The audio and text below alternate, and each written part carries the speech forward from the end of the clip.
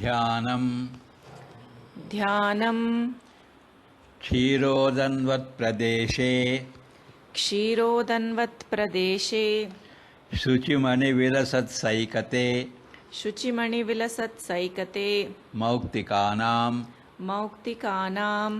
मालाक्लुप्तासनस्थः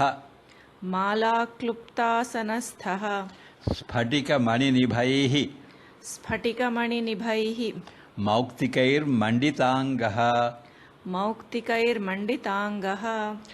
शुभ्रैरभ्रैरदभ्रैः उपरि विरचितैः मुक्तपीयूषवर्षैः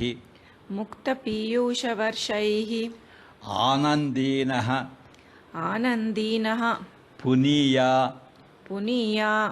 दरिनलिनगदा शङ्खपाणिर्मुकुन्दः.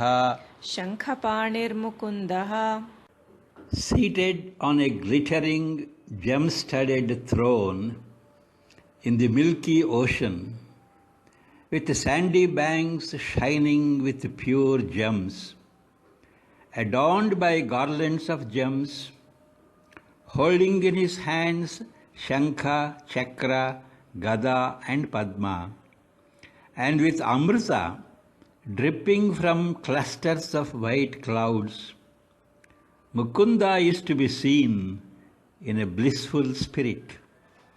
May he bring sanctity and purity to our lives. ಶುಭ್ರ ಶ್ವೇತ ವರ್ಣದ ಮೋಡಗಳ ಗುಚ್ಛದಿಂದ ಅಮೃತದ ಹನಿಗಳು ತೊಟ್ಟಿಕ್ಕುತ್ತಿರಲು, ಮುತ್ತು ರತ್ನಗಳಿಂದ ಹೊಳೆಯುವ ಮರಳ ದಂಡೆಗಳ ನಡುವೆ ಇರುವ ಕ್ಷೀರಸಾಗರದಲ್ಲಿ ಕಣ್ಣು ಕೋರೈಸುವ ರತ್ನಖಚಿತ ಸಿಂಹಾಸನದ ಮೇಲೆ ಆಸೀನನಾಗಿರುವ, ಸ್ಫಟಿಕ ಮಣಿಗಳ ಹಾರದಿಂದ ಅಲಂಕೃತನಾದ, ಶಂಖ ಚಕ್ರ ಗದ ಮತ್ತು ಪದ್ಮಗಳನ್ನು ಕೈಯಲ್ಲಿ ಹಿಡಿದಿರುವ ಚೈತನ್ಯದ ಚಿಲುಮೆಯಾದ ಮುಕುಂದನ ರೂಪವನ್ನು ಕಣ್ಣ ಮುಂದೆ ಸಾಕ್ಷಾತ್ಕರಿಸಿಕೊಳ್ಳಬೇಕು. ಈತ ನಮ್ಮ ಬಾಳಿಗೆ ಪಾವಿತ್ರ್ಯತೆ ಮತ್ತು ಪರಿಶುದ್ಧತೆಯನ್ನು ನೀಡಲಿ ಎಂದು ಬೇಡಿಕೊಳ್ಳಬೇಕು.